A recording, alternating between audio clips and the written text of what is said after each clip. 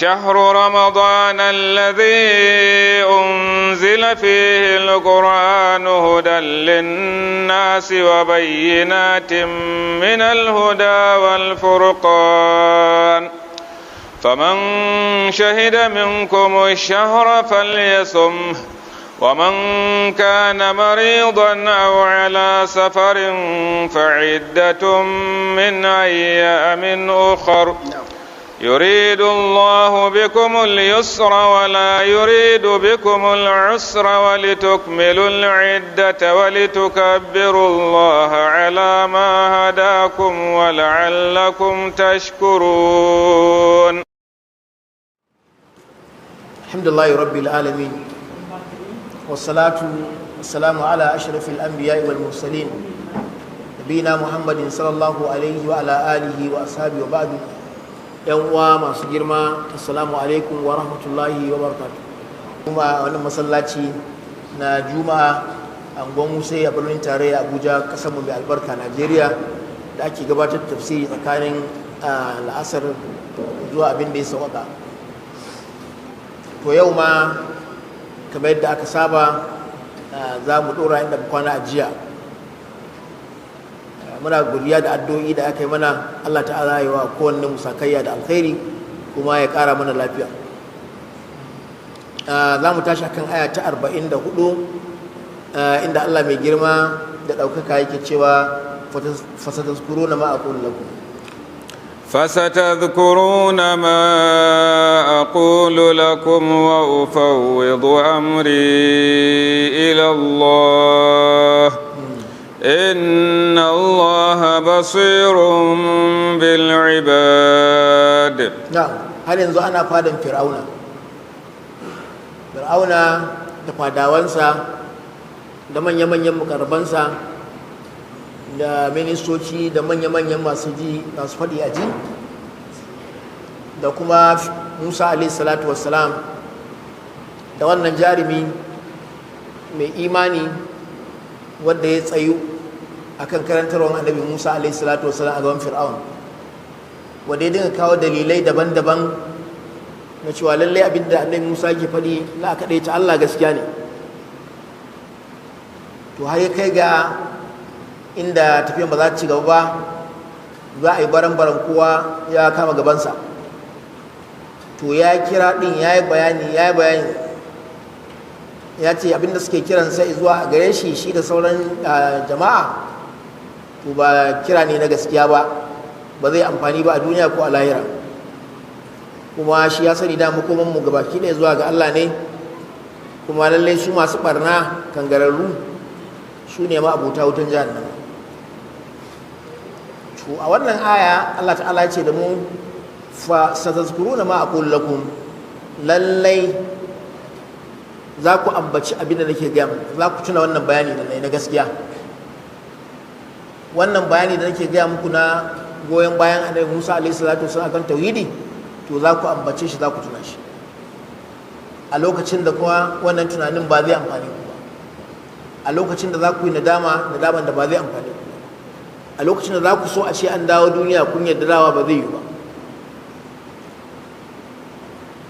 Sai kuma ya gaya musu matsaya mai girma da yake da shi, wa ufawwidu amri ila Allah, kuma ni na mai da al'amari na zuwa ga Allah tabaraka wa ta'ala. Haka daman mutanen kwarai suke a koda yaushe, a cikin tsanani, a cikin daɗi, a cikin kowane irin yanayi, suna mai da al'amarin su na zuwa ga Allah. Shi sa a tafsirin Ibn Kathir ya ce wannan ibara da ya yi babba ce a wannan mai imani, wa ufawwidu amri ila Allah, yace ma'anansa atawakkal ala Allah wa asta'in wa qati'akum wa ba'idakum. Yace ma'ana shine ni na mai dogaro na akan Allah tabaraka wa ta'ala, na dogara ne akan Allah, kuma taimako da nake nema a wajen sa, ba a wajen Fir'auna ba wajen ɗan adam ba. Abu na gaba, na yanke tsakanina da ku, ba mu ga wani alaƙa da ni da ku. Matuƙar kun zaɓi ku bauta Fir'auna, ni kuma na zaɓin bautan Allah, to ba ni ba ku. Kuma na nesanta da gare ku, kaga wannan irin bara'a, wato irin fito na ka kama gabana ya an yadda da shi a shari'a musulunci. Kul ka yadda duk girman mutum, duk matsayinsa, duk yawan mutane, kar ka yadda kaɗa wanda Allah tabaraka wa ta'ala kai saboda wani, kar ka yadda. Idan kai kaɗai ne ka ja daga, Allah yana tare da kai. ufawwid amri ila Allah, na maida al'amari na gaba ki ɗaya zuwa ga Allah. Haka annabawa suka yi magabata. Idan suka kira aka ƙi, sai su ce mutane to sai dai ku a yanke alaƙa. Irin su annabi Ibrahim alaihi salam, da aka ja ƙarshe suka ce za su jefa shi a wuta, bai kauce, bai canza ba. Sanda ku aka jefa shi din, Allah ta'ala ce ya naru kuni bardan wa salaman ala Ibrahim wa aradu bi kaida wa ja'alnahum al-asfalin. Aka jefa shi a wutan, ga wutan tana ci, amma da izinin Allah da aka jefa shi, kafin ya kawo ga wutan, Allah ya umarci wutan ta yi sanyi, kuma sanyin da ba za ta cutar da annabi Ibrahim ba, don da an ce ta yi sanyi sai sanyin tafi zafin tsanani. ta yi sanyi sai an gashi ya fito daga jin wuta, babu abin da ya samu ko tagiyarsa, saboda su sun mai da al'amarinsu ne zuwa ga Allah. In ka ɗauko shugaban annaba gaba ki ɗaya, annabi Muhammad sallallahu alaihi wasallam, duk bugawan da aka yi a Makka bai taɓa yadda ko da wasa ya sake wani abu na addini ba, har ta kama cewa an kulla makirci daban-daban na kashe annabi Muhammad sallallahu alaihi wasallam. wa idh yamkuru bika alladhina kafaru liyuthbituka aw yaqtuluka aw yukhrijuka wa yamkuru Allah wallahu khairul makirin. Suka kulla da dare, suka kulla da rana, suka kulla jama'a ɗaiɗaiku masu kuɗi manya, kowa a Makka an kulla. Allah ta'ala ce wa makaru, makirci ake ta kulla. Ai ko baka jin larabci ka san ai makaru ai makirci ne ko? Wa makaru makara wa makarra. Za ka samu aya da yawa na inda ake kulla bayan Allah, sai Allah ta'ala kuma ya tsare su. To suka ce za su kashe manzon Allah, suka ce za su kore, suka ce za su daure shi. Allah ta'ala mai mafita, ya hijira ya koma Madina, ya samu gindin zama, aka tsaye da shari'a musulunci a Madina. Ƙarshe sanda aka zo aka gwauzawa na ƙarshe, annabi sun yi nasara a kansu, mabuɗan ƙaba aka danƙa mashi, mulkin makan gaba ɗaya ta dawo hannun shi. Shi sa kai abin da ake bukata a wajenka shine ka kyautata niyya, ka tsarkake niyya, ka tsaya akan tauhidi. Duk abin da ya same ka Allah ne ya rubuta maka shi, ko babu abin da ya same ka sai abin da Allah ya rubuta. Kullun yusibana illa ma kataba Allahu lana huwa maulana. Babu abin da ya same ka sai abin da Allah ya rubuta, daman shine bai jibantan al'amarin mu. To shi sa wannan bawan Allah zaka ga tarihinsa Allah ya ta maimaita shi ayoyi daban-daban har yau muna kai, tun da aka fara tafsirin nan, saboda irin matsayin imaninsa.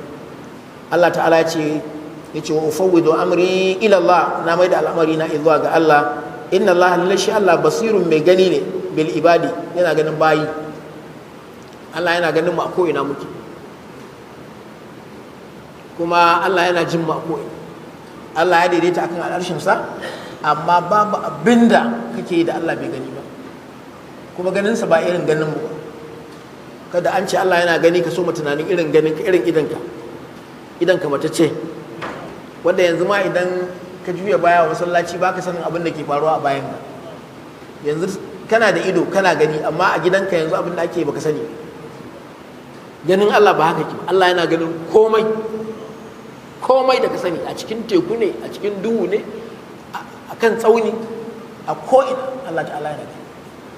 Shi yasa Allah ta'ala ce shi yana ganin komai, kuma ya san komai. Inna Allah basirun bil ibadi. Abinda bayi suke tsakaninsu, da wanda ya da Allah da wanda yake da Allah, to Allah yana gani. Ta ce kamar bayani shine, to ya kai mai imanin nan wanda ka rikita majalisar Fir'auna, ina ganin ka, kuma ina kawo ma agaji na. Kai kuma Fir'auna da kace kai Allah ne, ina ganin ka, za ka dawo ai shi tun bai dawo ma, tun anan ya gane cewa ya gane kuransa, kawai yadda za mu ji labari nan gaba kaɗan. Allah ya samu cika da imani. Na'am. Surah Ghafir, verse 44. We are still discussing about the dialogue that was taking place between that believer in the palace of Fir'aun and on one side, and Fir'aun and his people on the other side. He tried his best to convince them to believe in Allah subhanahu wa ta'ala and not to attempt killing Musa alayhi salatu wasalam, but they remained adamant. So by the time he gave up, he knew that there was no more hope for them to accept Allah the Most High. Then he made a statement which was indeed very, very terrible, has great consequences against them. He said, فَسَتَذْكُرُونَ مَا أَقُولُ لَكُمْ. You will soon remember, you will certainly remember مَا أَقُولُ لَكُمْ, what I am saying to you. All this warning, all this admonition, all this advice I am giving you, which you are heedless to, you will still remember when the consequence of rejecting this truth come to you, you will remember that I have told you. وَأُفَوِّضُ أَمْرِي إِلَى اللَّهِ. As far as I'm concerned, I entrust my case or my issue unto Allah subhanahu wa ta'ala, meaning my total reliance is unto Allah the Most High. I fear nobody. That's why I stand firm for the truth, preaching the truth, and also supporting the cause of the truth. So the man stood firm without fear of Fir'aun or whatever consequences that will follow as a result of believing in Musa alayhi salatu wasalam. This is the attitude of all the prophets of Allah if you go through the glorious Quran. See the case of Ibrahim alayhi salatu wasalam, the confrontation between him and his people, how he was rejected. Then it reached to a point whereby Ibrahim alayhi salatu wasalam did bara'ah. He dissociated himself completely between him and his people. He stood firm as a believer. Then they took measure that they will surely eliminate him. And they executed their plan. But Allah the Most High saved Ibrahim alayhi salatu wasalam because of his reliance on Allah. As whoever relied on Allah, Allah the Most High will surely be his protector. So they planned, they made a plan, they threw him inside fire, a great fire for that matter, instead of him to be to die.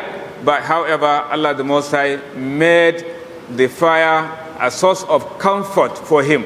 It became cool, and cool that it was not of a harm. قُلْنَا يَا نَارُ كُونِي بَرْدًا وَسَلَامًا عَلَى إِبْرَاهِيمَ. We said unto the fire, Kuni bardan, you should be cool, wasalaman, and you should be source of peace to Ibrahim alayhi salatu wasalam. That's why there was no harm that touched him because of his reliance on Allah the Most High. So also our dear Messenger Muhammad sallallahu alaihi wasallam, that's how he was confronted with different types of plots to either eliminate him or to silence him or to make sure that nothing of the worship of Allah was going on. However, he remained firm until Allah subhanahu wa ta'ala finally decided between him and his people. In Allah basirun bil ibad, he said, this is my own position. I rely on Allah subhanahu wa ta'ala, and certainly Allah is basir. Allah is seeing unto his servants. So you who are arrogant and rejecting Musa, rejecting my advice, Allah the Most High sees you. He takes account of what you are doing. May also Allah the Most High see my own position. Therefore, we will see who is going to be saved in due course. فوقاه الله سيئات ما مكروا وحاق بآل فرعون سوء العذاب وحاق بآل فرعون سوء العذاب. Haka shi wannan bawan Allah mai imani ya faɗi matsayinsa kuma ya tsaya. To kuma su daman ministocin Fir'auna da manya-manyan gwamnatinsa da manya-manyan masu kudinsa, to an taru an ce lalle wannan mutumin a ɗauki mataki a kansa. Yana so ya kawo wato ainihin sabon al'amari, saboda haka ba yadda ba. To wannan kulle-kullen da ake yi sai Allah ta'ala ya fallasa su, ana ba mu labari. Fawqahu Allahu sayyi'ati ma makaru, sai Allah ya tsare shi.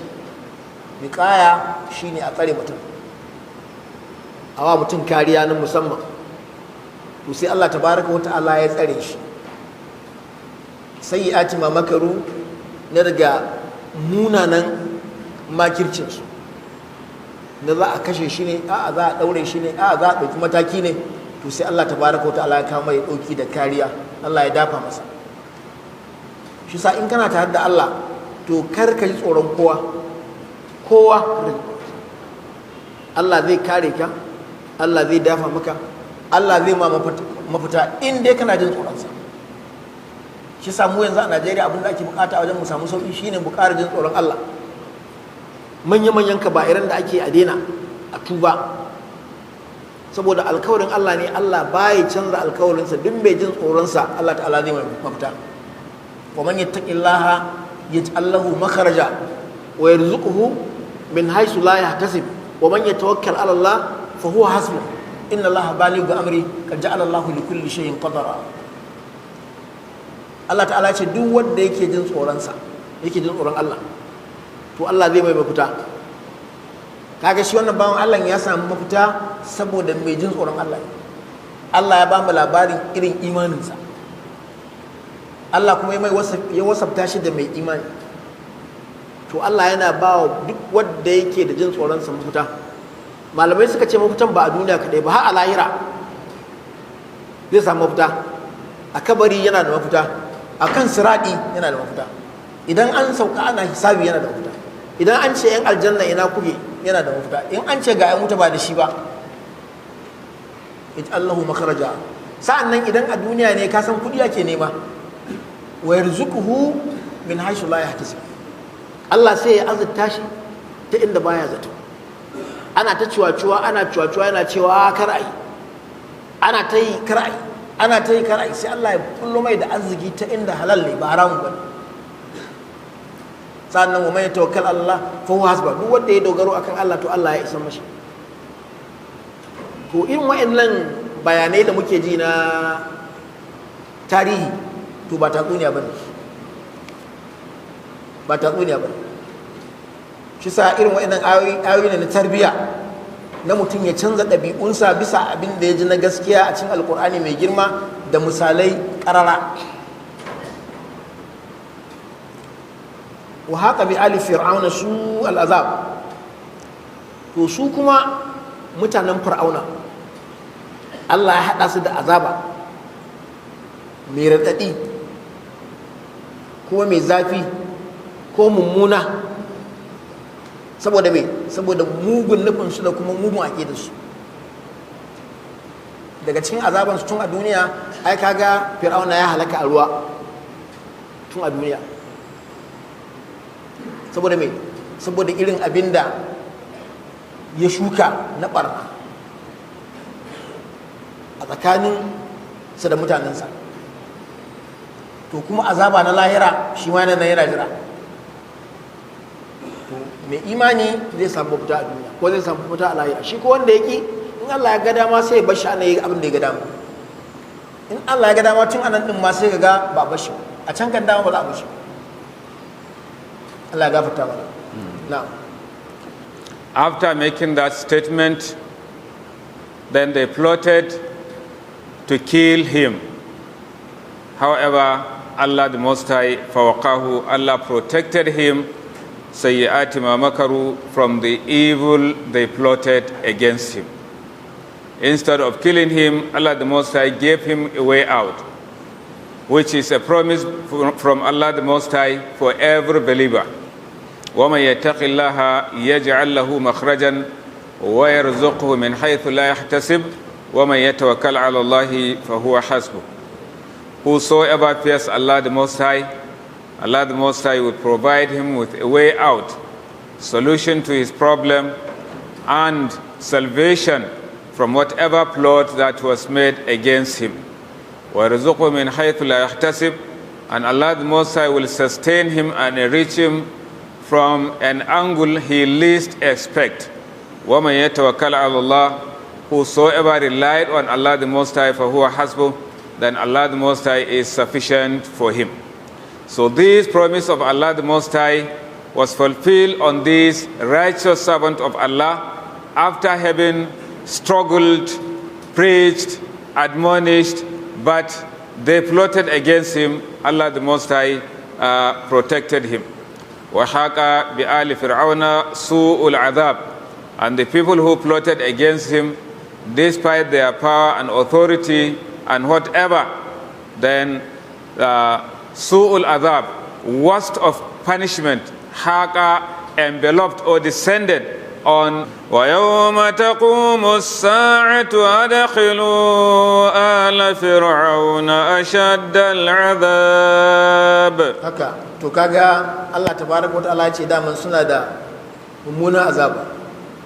Annaru ita ce wuta, yu'raduna alaiha guduwan wa ashiya, ana gitta musu wannan wutan wato ainihin safiya da maraice, da safe da yamma. To da wannan aya malamai suke bayanin cewa lallai akwai azaban kabari. Wannan wutan da aka ce za a dinga gitta musu ta safiya da maraice yana nuna alaman akwai azaban kabari. Duk da hadisan annabi Muhammad sallallahu alaihi wasallam da yawa sun nuna cewa ana azabtar da mutane a kabari bisa ayyukansu da suka yi mummuna,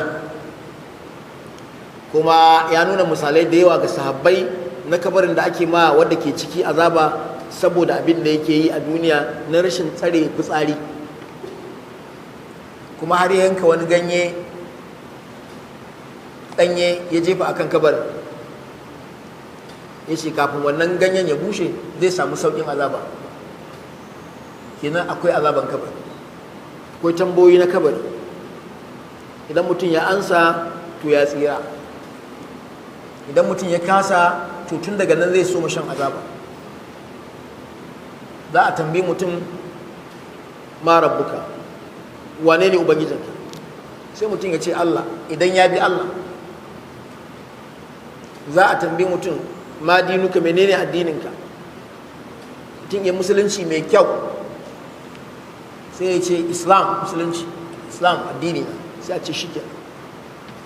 Ma nabiyuka, idan ka bi annabi Muhammad ka yawaita mai salati, ka dinga salati ga manzo sallallahu ko da yaushe, kana bibiyan duk abin da ya ce ai kana yi, abin da ya hana kana hannuwa, sai ka ansa ka ce Muhammad sallallahu alaihi wasallam, to ka gama cin jarabawa kai da mala'iku kuma sai na alkhairi. Gidanka za a buɗaɗa maka tun a wajen, ka shiga daula, nan ne ka haye, ba hayewar duniya ba. Idan mutum ya kasa ba da ansa to ya shiga azaba. Annaru yuraduna alaiha guduwan washiya. Malamai sun tabbatar babu saɓani cewa wannan aya tana tabbatar da cewa akwai azaban kabari. Wa yawma taqumu sa'a, kuma a ran da za a tsaye da sa'a, to kaga da aka ce akwai azaba, kuma sai Allah ta'ala ya ce to ran da aka tsaye da sa'a, kenan wannan azaban an yi shi ne kafin mene? Kafin a tsaye da sa'a. To zaman da mutum zai a barzakh shine kafin a tsaye da sa'a. Shi sa dalilin ya zo to karara ga dukkan wanda yake dan larabci da kai, ga azaba an ce za a yi safiya da marice, sa'annan Allah ta'ala ce wa yawma taqumu sa'a. Bayan wannan azaban turan da aka tsaida sa'a alkiyama kenan, to kaga an yi azaba kafin tsaida ta, ita ce azaban kabari. Wa yawma taqumu sa'atu, a lokacin da kuma aka tsaida wato ainihin wannan yini, adkhilu ala fir'aun, a shigar da mutanen fir'auna da shi kansa fir'auna ashaddal azabi, mafi tsananin azaba. Shi sa malamai anan kuma suka sake cewa azaban kabari duk wahalan da za a sha, domin waɗansu sai an matse kabarin haƙarƙarin dama sai ya hau kan na hagu saboda matsewa. Jama'a, idan mutum yana tuna lahira ba zai ɗauka yana shan wani wahala a duniya ba, ko ce irin wahala ce. Ka ga yadda kabari yake da ƙaranci, amma sai an sake matsa kabarin yadda haƙarƙarin hagu sai ya hau kan na dama saboda matsayin kabari. To wannan shine azaban kabari.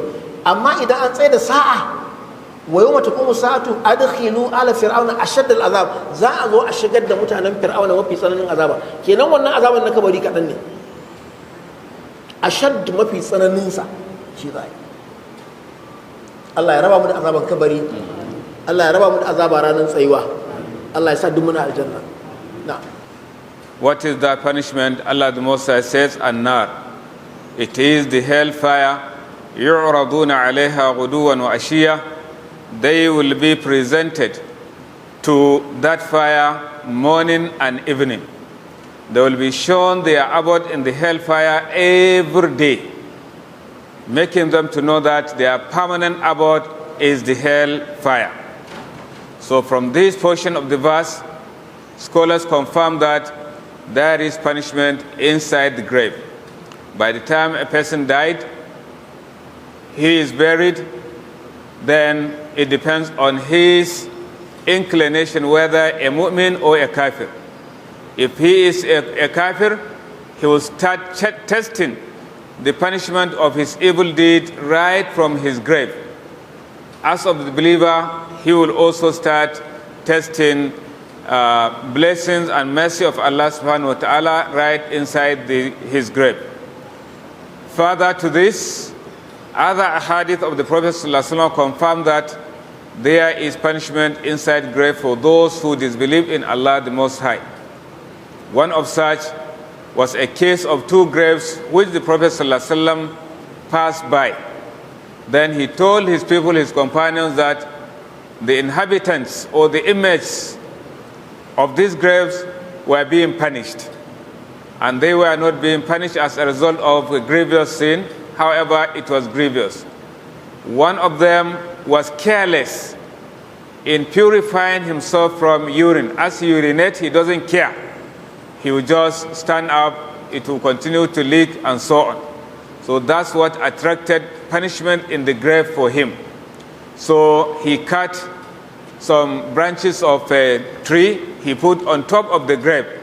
He said that he prayed that before the leaves get dried, Allah the Most High will reduce the intensity of the punishment for them. So this is one of the hadith also confirming that Allah the Most High do punish the wrongdoers inside their grave, just as this verse confirmed that the people of Fir'aun are going to be chastised inside their graves. May Allah protect us. وَيَوْمَ تَقُومُ السَّاعَةُ. And then on the day, the hour will stand. So this is just a kind of introduction to the main punishment that will come later on the day of Qiyamah. So on the day of Qiyamah, Allah will say, أَدْخِلُوا آلَ فِرْعَوْنَ أَشَدَّ الْعَذَابِ. You enter, make people of Fir'aun to enter أَشَدَّ الْعَذَابِ, the severest form of punishment. So the one they tested inside their grave was just an introduction before the severest one, which will be coming on the day of Qiyamah. May Allah the Most High protect all of us from both the punishment in the grave and the punishment after rising from the graves. وَإِذْ يَتَحَاجُّونَ فِي النَّارِ فَيَقُولُ الضُّعَفَاءُ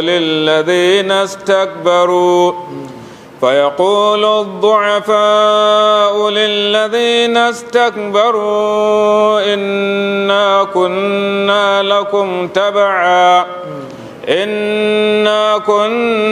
لَكُمْ تَبَعًا فَهَلْ أَنْتُمْ مُغْنُونَ عَنَّا نَصِيبًا مِنَ النَّارِ. Na'am. A yayin da za a samu yin husuma a cikin wutan jahannama, jayayya, wannan ya faɗi wannan ya faɗi, amma duk 'yan wuta ne, suna cikin wuta, suna cikin azaba, suna kame-kame, suna jayayya, suna husuma. Wannan ya faɗi kaza, wancan ya bai da martani. Allah ya tsare mu. Allah ta'ala ya ce fa yaqulu du'afa'u lillazina istakbaru. Raunana wa'anda ga su sun samu rauni a duniya, suna talakawa mabiya, ga su kuma yau a cikin jahannama wa iyaz billahi. To sai su ce lillazina istakbaru ga wato ainihin shugabanni manya-manya masu ƙarfi wa'inda a duniya suka yi mulki suka ba da umarni na aikata mummuna kuma aka bi su a wannan umarnin, suka yi barna aka bi su a wannan barnan, suka yi duk abin da za su yi na ƙin Allah da ƙin manzon Allah da ƙin addini kuma aka bi su. To wa'annan masu raunin za su gaya masu wato wannan ƙarfin, wa'annan masu mulkin, inna kunna lakum taba. A duniya wato masu rauni ke bayani yanzu suna magana da wane? Suna magana da shugabanninsu a duniya, duk suna wutan jahannama, da raunanan da karfafan duk suna wutan jahannama. Kisa ba talauci ke sa mutum ya shiga aljanna ba, sai mutum ya yi talauci a nan duniya, mafi talaucin talakawa, kuma ya samu kansa a wutan jahannama idan bai ba Allah ba. Dalili ba ne na inganta cewa mutum zai shiga aljanna don bayi da shi. Wani gashi nan bayi da shi, shi ma karan kansa mujirimi ne, mujirimi lamba guda. Mutumin da zai zo sace takalma a masallaci, wannan ba mujirimi ba ne? Ko mai rauni ne bayi da komai, kuma a can ma bayi da komai. Saboda haka su wayannan masu raunin sai su gaya shugabanninsu a cikin wutan jahannama, inna kunna lakum taba. A duniya ku muke bi, abinda kuka tsara mana kawai muke bi. Fahal antum mugnuna anna nasiba minan nari. Shin za ku iya wadatar da mu? Shin za ku iya taimakon mu? Shin za ku iya yaye mana nasiba minan nari, wani yanki, wani shashi kaɗan daga cikin azaban Allah yau? Me dalili? Dalili shi ne a duniya ai mun bi ku, muku biyayya, kun ce a yi an yi sabon Allah, kun ce a bari an bari sabon Allah. To yau ga mutane da ku, to wani irin kaso za ku ba mu na rangwame? Kaman ka ce subsidy, karki wannan kalmar ta yi girma yanzu, mutane kowa yana jin ta jiki. To wani rangwame za ku mana, wani sauƙi za ku mana, ku wadatar da ku rage mana wannan raɗaɗin? Allah ya kare. Na'am. Allah is telling us when the inmates of the hellfire will be arguing between themselves and disputing, those ones will be blaming another party will also be blaming the other one. فَيَقُولُ الضُّعَفَاءُ لِلَّذِينَ اسْتَكْبَرُوا. The weak ones, the followers, will be saying to those who were arrogant, meaning the leaders. The leaders were arrogant and they were wicked. They influenced them. They commanded them to do evil. They commanded them to reject the truth. They commanded them to disobey Allah subhanahu wa ta'ala. Therefore, they obey them as weak people. So, al-du'afa, those who were weak, will be telling their leaders, Inna kunna lakum taba'a. We were followers to you. We obeyed you in disobedience to Allah subhanahu wa ta'ala. Now both of us, you the leaders and we the followers, are now condemned inside hellfire. Then in your position as our leaders in the whole day life, فَهَلْ أَنْتُمْ مُغْنُونَ عَنَّا نَصِيبًا مِنَ النَّارِ. Are you in position? Will you be able to relieve us, even if it is a portion, a small portion of the punishment of the hellfire? This is the question. Because in the worldly life, they show them they can do whatever, even impossible, they can do what is impossible.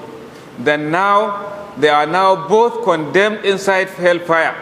Now they were asking them whether they will be able to benefit them to subsidize. Though Malum said that word is now a great word in Nigeria. Because any Nigerian who hears subsidy, he knows the implication of its removal. Therefore, the word is far-reaching one. So may Allah the Most High give us a divine subsidy.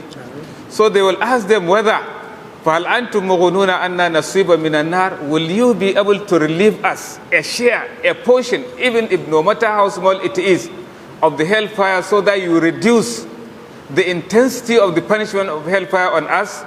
This is the question. قال الذين استكبروا إنا كل فيها إن الله قد حكم بين العباد. Launa na mabiya sun tambaye shugabanninsu ko za su iya rage musu wannan raɗaɗin da ake ci. To ga abin da su manyan suka faɗi shugabanninsu a duniya. Qala alladhina istakbaru, shugabanni a duniya masu ƙarfi a duniya wanda suka yi sanadin halakan su da halakan mabiyansu, to ga abin da za su ce. Qala alladhina istakbaru, wa'anda suka yi kangararrun nan manya-manyan mutanen za su ce inna kullum fiha, da mu da ku yanzu a cikin wuta ake. Allah ya tsare mu. A wuta ake yanzu, ba magana babba, ku daina ma ce mana babba.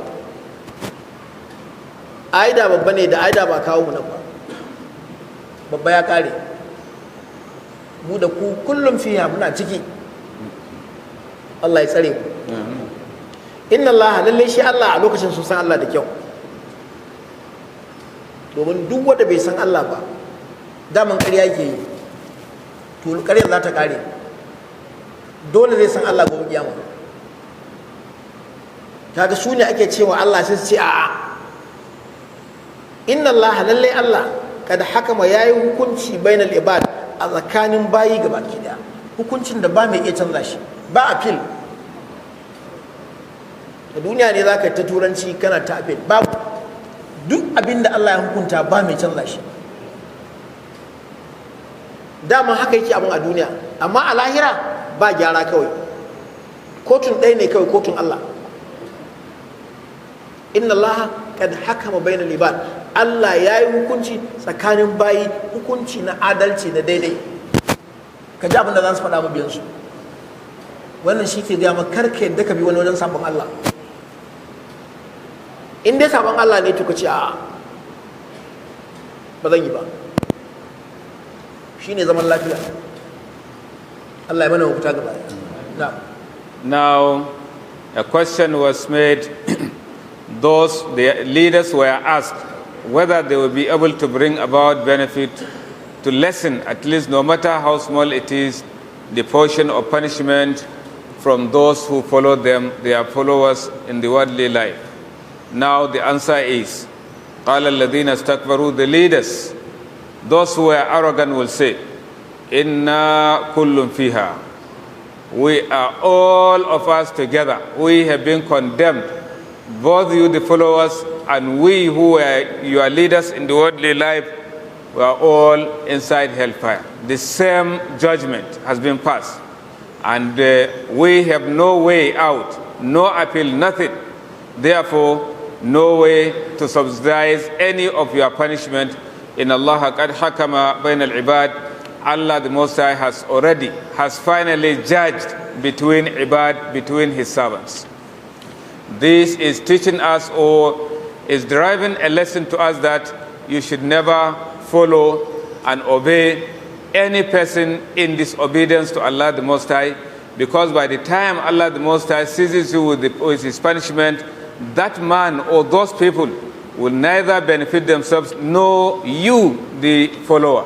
So try and see that you obey Allah subhanahu wa ta'ala, even if people will hate you or they will not like it.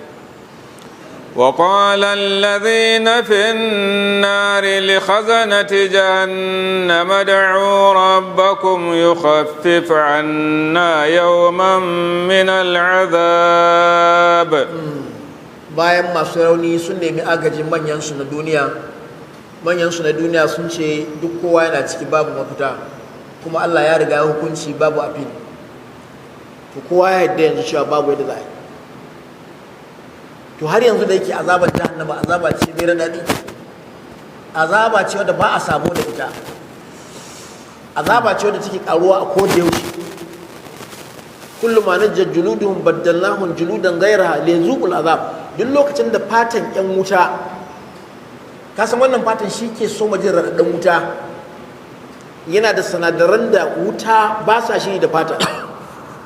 Shi sa karka ga kar ka ga irin abin da ake samu na bala'in gobara idan ya shafi dan adam, to ina ga dan adam din yana cikin wutan gaba ɗaya tsundum. Sa'annan idan fatan ya kone, in ji Allah, sai Allah ta'ala ya sa a yi sabon fata. Fatan dan wuta baya karewa, yadda ka san farce yana fitowa da gashi yana tsirowa in an aske shi, haka duk fatan da ya kone wani fatan zai tsiro. Irin wannan azaba, duk wanda ya wasa ya fada wannan azaba ya shiga.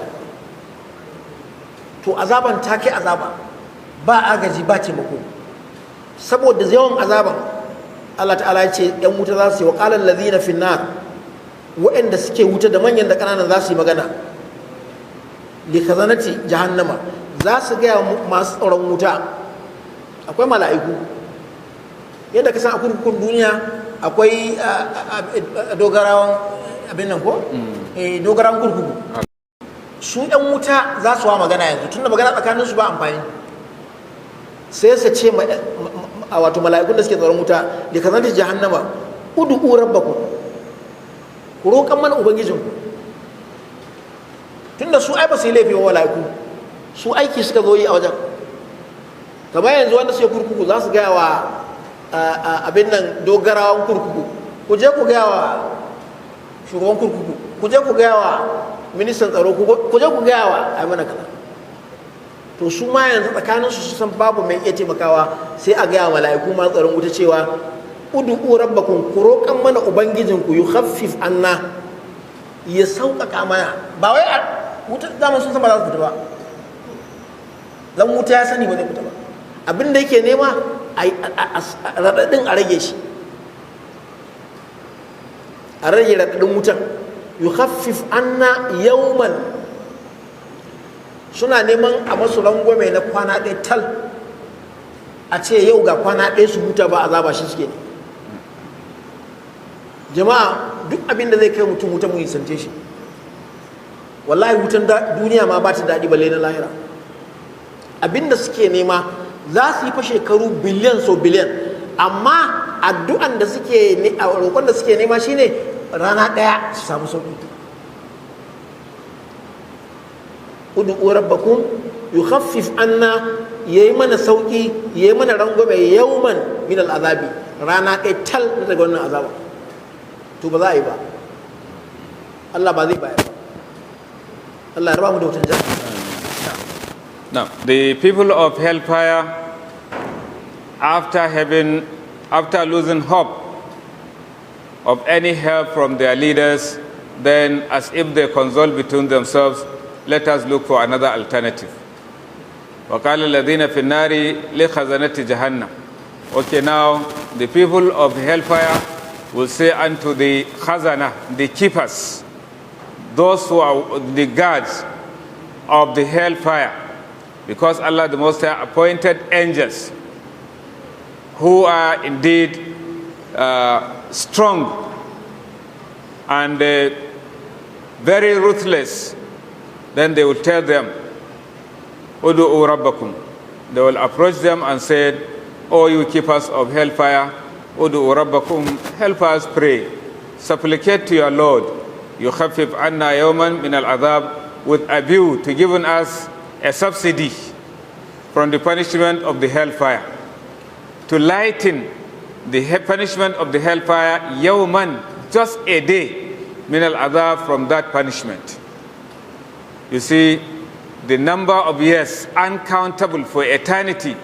Now what they are looking is to have just a subsidy or the punishment to be lightened for them for only one day, so that at least they will have some little comfort.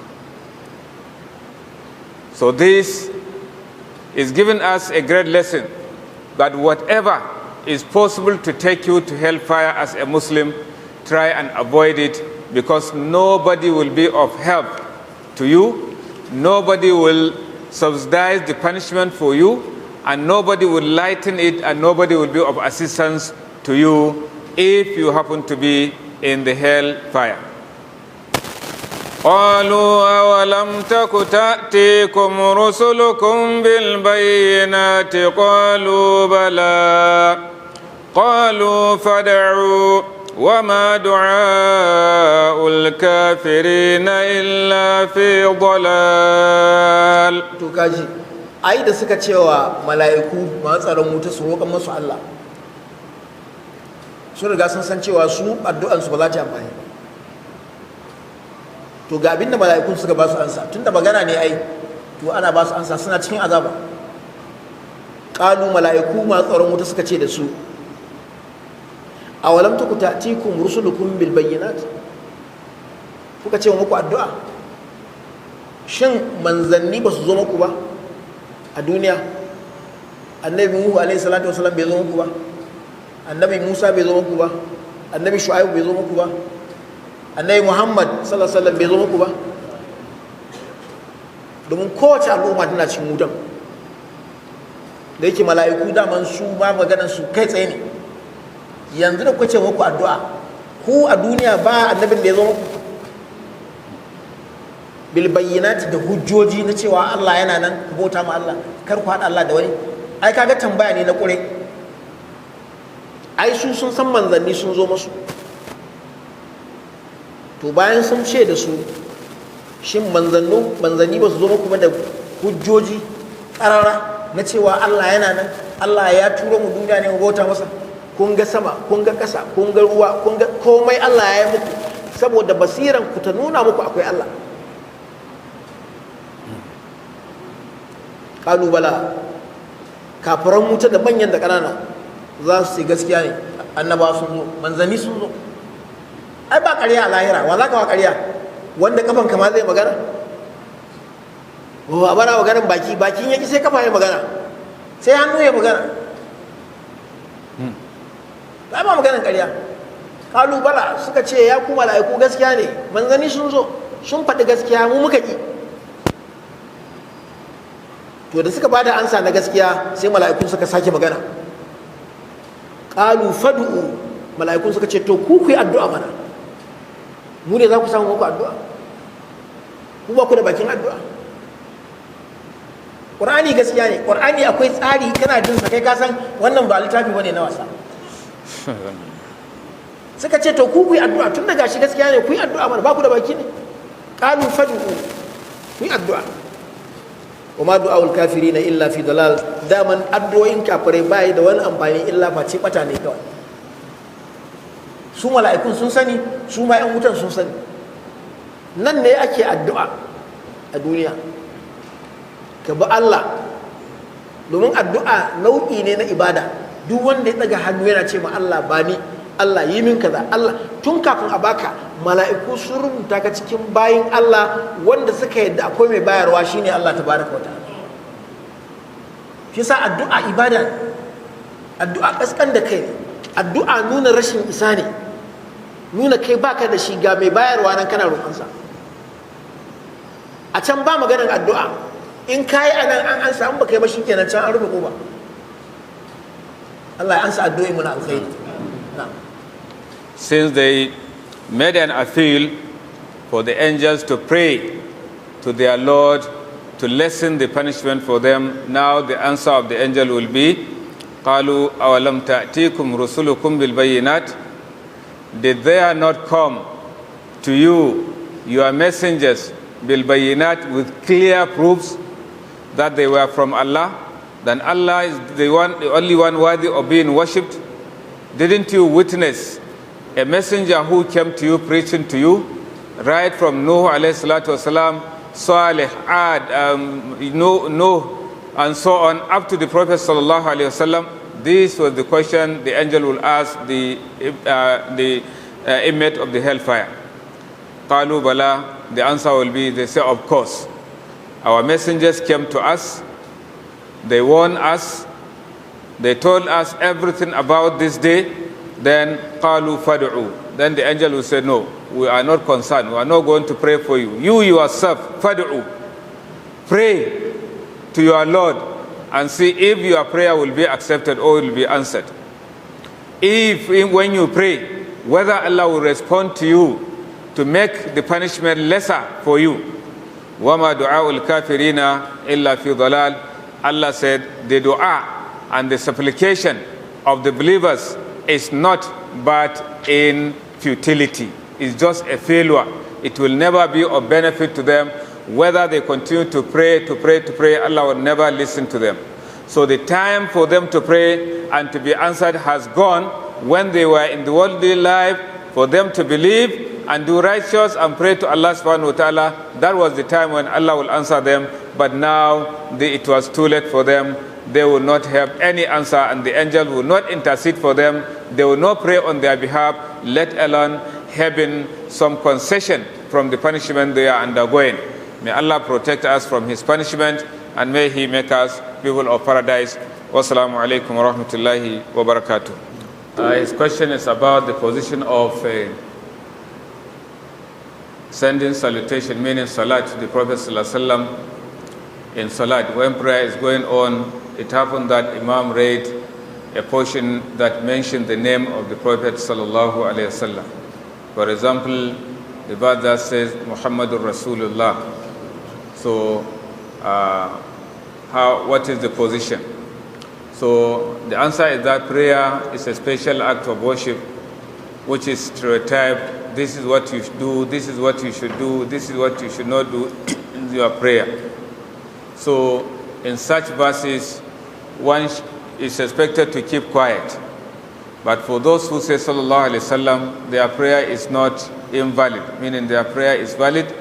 However, in consideration of the prayer being a specific act of worship with specific expressions and activities, it is only what you are expected to do that you should do. Therefore, if such verses are read, the best is that you should keep quiet. But those who said Sallallahu Alaihi Wasallam, their prayer is also valid. Wallahu alam. Dan uwa ke cewa malam ni tela ne, kuma Allah ya min baiwar dinki, na iya dinki sosai, amma ba ni da alkawari akan komai. Abin yana damuna sosai malam, nayi in gyara, wallahi na kasa. Ina neman a sa ni addu'a, Allah ya saka malam da alkhairi. Allah ya karbi addu'ar mu gaba daya. Allah ya saka zaman to telan kirki mai cika alkawari. Dama yawanci teloli ba su da alkawari. Ina fata ba teloli a nan wajen. Ba su da alkawari yawancinsu. Iya za ka samu ranar idi, ana idi suna nan suna kirkir ana ta ɗinki ranar idi. Saboda babu alkawari. Gaskiya ƙawanci, ka ji ba kenan ce. Amma wannan bawan Allah yana buƙatar addu'ar mu, kuma akwai niyya mai kyau. Sana'a ce ta gaji haka idan baka mai da hankali ba. So lokacin da kake koyon sana'a, shi mai koyar da kai sana'a yana koyar da kai sana'a da ɗabi'u. Shi yasa ka samu teloli da yawa cikin wannan harkar. Yawanci wanda suka karantar da su ma haka suke yi. Yana gani ogansa zai zo yi alkawarin cewa jibi zai baka kaya, amma ƙarya ki, shi ma ya sani ƙarya ki. To so haka shi ma ya koya da koyon ɗinkin da koyon ɗabi'u. Yawanci teloli akwai wani a nan masallacin, yawanci yana zuwa masallacin nan, da mun gaisa sai in ce ya sana'a, sai ce malam ni ka ina tuba ko da yaushe. Saboda telan ne amma ba alkawari. Wata rana wani ɗan sanda babba a Abuja ya kai ɗinki ɗaya daga cikin jihohinmu na arewa, aka yi alkawari ba a cika. To ka san ɗan sanda shi ma an taɓa ci baya da kyau. Yana sauka a garin sai mara waya, gashi fa titi ne tsakanin su, kwalta ne, yana kallon shagon telan. Ka san ɗan sanda Najeriya ya san aiki, sai dai idan zai cuwa-cuwa, amma ya san aiki. Yana kwalta tsakanin su, yana kallon shagon, sai buga mara waya. Yana ganin lamban wannan ɗan sandan sai miƙa wa yaronsa, yaron kuma ya san ma'ana, ko ga training din an riga a bashi. Yana miƙa ma yaron nasa, sai yaron nasa ya ce oga ai baya na ranka, oga ya bar wayansa ne. Sai ce wa ya mika maka, wa mika mashi, mika wa oga.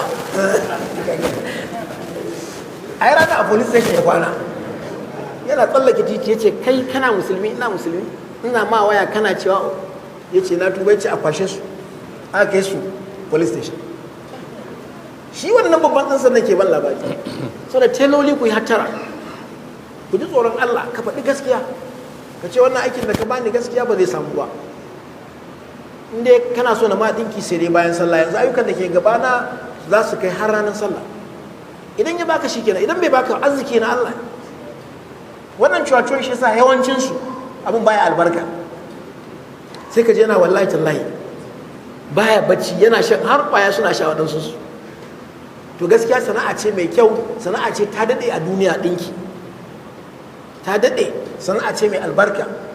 Da sana'ar ɗinki, da sana'ar gona, da sana'ar kasuwanci, sana'o'i ne masu albarka, kuma yin su ibada ne. Yin su ibada ne, kana taimaka ma al'umma. Naka gudunmuwan kenan kai musu sutura mai kyau, Allah ya baka lada kuma ka bi lada. Amma in ka ɓata da rashin gaskiya, to sai zaman to bai albarka ba. Allah ya taimaki talolinmu, Allah ta'ala ya sa su gyaru, Allah ya sa shi wannan dai wannan tambayan ya zaman to ustazu. So this brother is a tailor. He's asking for us to pray for him, for Allah to enable him to be fulfilling promise. He said that he is expert in terms of tailoring. However, his greatest problem is that he hardly fulfill promise. He tried his best to see that he is fulfilling promise, but it is not possible for him. So please let us include him in our prayers for Allah the Most High to make him upright and for him to correct and be a good tailor. And then you should make an estimation of the days you are going to cover. Don't collect so much that you cannot be able to finish. May Allah the Most High make all of us upright. يا أيها الذين آمنوا كتب عليكم الصيام كما كتب على الذين من قبلكم لعلكم تتقون